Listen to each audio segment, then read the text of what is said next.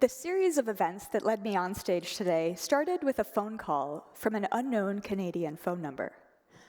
Listening to the voicemail, I had never heard a voice sound so urgent, yet so cool and relaxed at the same time. It was the CBC, the Canadian Broadcasting Corporation, wanting to know if I could interview for a national news segment in 15 minutes, not for some groundbreaking software engineering breakthrough, as my college self might have hoped, but because I made an animatronic rat and put it on my head. Hi, everyone. Thank you so much for having me here today. My name is Christina Ernst, and I am the creator behind the social media account She Builds Robots. My content combines fashion and engineering to spark girls' interests in circuits and coding through a fun or artistic angle, like you just saw with my Remy from Ratatouille robot. The story of She Builds Robots started at a college hackathon when I was in school for computer engineering.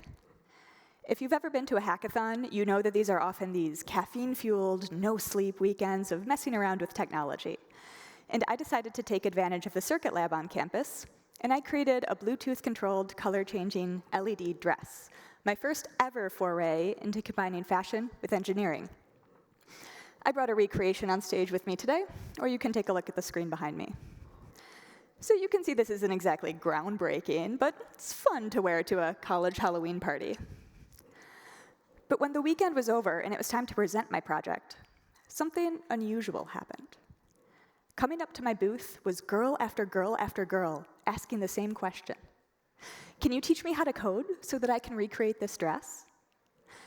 After I showed one girl how to type the command on my laptop to change the dress from blue to purple, she said, "This makes me feel like I'm coding for real. This makes me feel like I can do this." There's evidence that this feeling of empowerment is the rule, not the exception, when girls are introduced to circuits through a textile lens.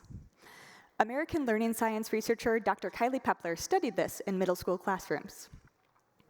She found that when e-textile circuits were introduced in these classrooms, girls tended to play a greater leadership role than boys, and the circuit physically sat in front of girls 81% of the time. If you've ever done co-ed lab work in school, you know how rare that is, to not have that breadboard snatched from underneath you.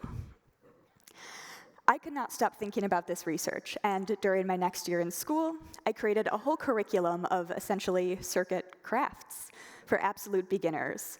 So everything from writing your first line of code to wiring your first circuit, all the steps towards a greater artistic or fashion-based project. And all of these projects are still on my website, shebuildsrobots.org, today for beginners of any age. So these projects and these learning science statistics are all well and good, but how do we reach students whose schools don't have the funding for a fleet of fancy new engineering prototyping materials?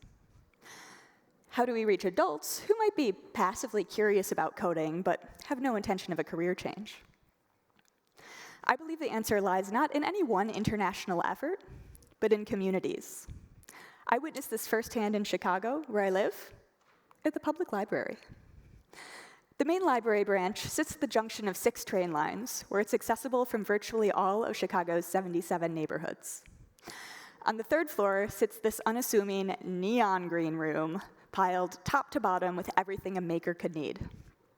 Sewing machines sit next to 3D printers, and there's often a group of 60-something-year-olds learning how to operate the laser cutter in the corner. This is the Maker Lab, a free and public space to learn and create. I had the honor of spending 3 months as Chicago's Maker in Residence, where I supplemented the lab's existing programming with my own free weekend classes on circuits and coding. It was here I witnessed the transformative power of public tools and training, uncoupled from any school's science department budget or PTA budget. On any given weekend, there were college students working alongside senior citizens, and everyone in between coming together to learn and Skillshare. Now, by far, the most popular machines at the Maker Lab are the sewing machines and the embroidery machines. To me, this illustrates the power of textiles as a gateway into other types of engineering. In fact, I always say on my channel that the sewing part of what I make is just as much math as the engineering parts. And I bet we have quite a few fiber artists in the room today. Could you please raise your hand if you sew, or knit, or crochet, or quilt? Yeah, quite a couple of you. So you all know then that these things are algebra. They're geometry. They're spatial thinking. In fact, the history of the computer is textile history. To say that fashion is divorced from the sciences is simply historically inaccurate. In 1804, the jacquard loom transformed humanity's ability to mass manufacture patterned cloth, and that was through the use of punch cards. Either a hole or no hole indicated to the loom how to carry out its weaving. This binary option of either a hole or an absence of a hole probably sounds familiar, and that's because it's the foundation for modern binary computing.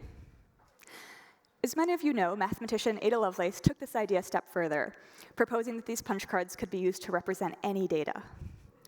That is so profound to me, that a woman could take what she knew about the textile technology of her time and use it to invent a computer program before the computer even existed.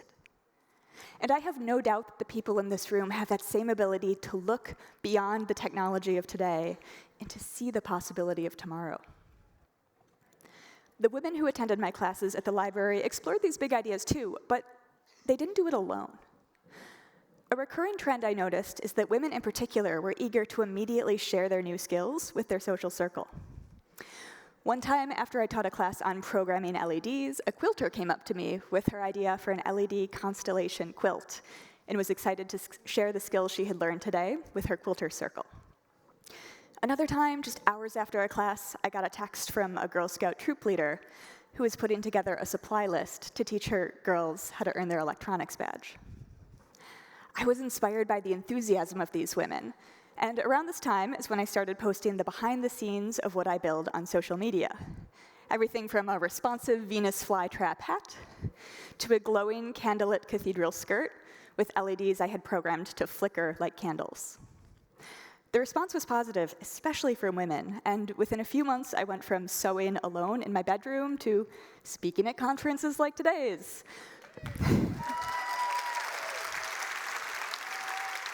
Thank you.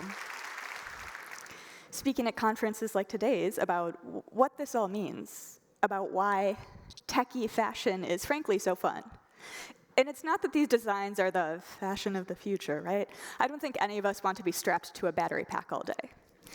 These designs aren't meant to be mass manufactured or sold or really even seriously worn. They're designed for wonder and whimsy, and to show fashionistas that maybe there is a place in engineering for them. Now, I'm not implying that the STEM gap is the greatest issue that our women and girls face today. In the words of American activist Angela Davis, I refuse to reduce a politics of liberation to a politics of fashion.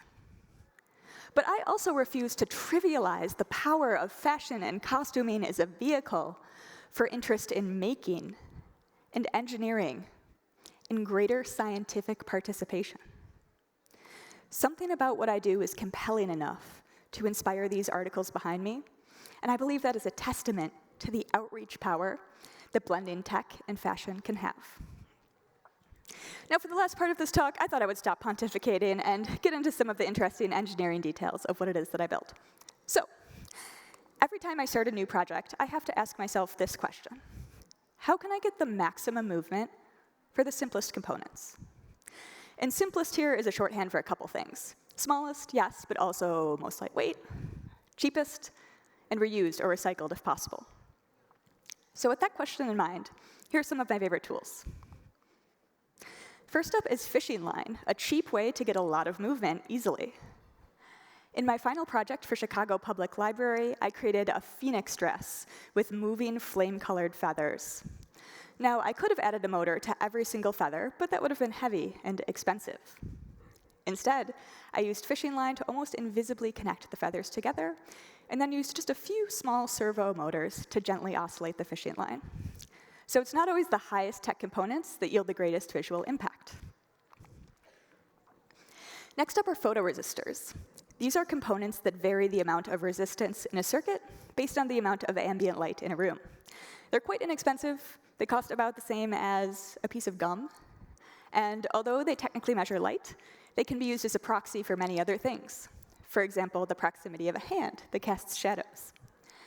I used photoresistors in my responsive Venus flytrap hat that you just saw, as well as in my final project for Chicago Public Library, so that patrons could trigger the movement of the dress by putting their hand up to the glass display case and covering the photoresistors. So both of these favorite tools of mine are to say that even though the ceiling of wearable tech can be very advanced and very expensive, the entry level doesn't have to be.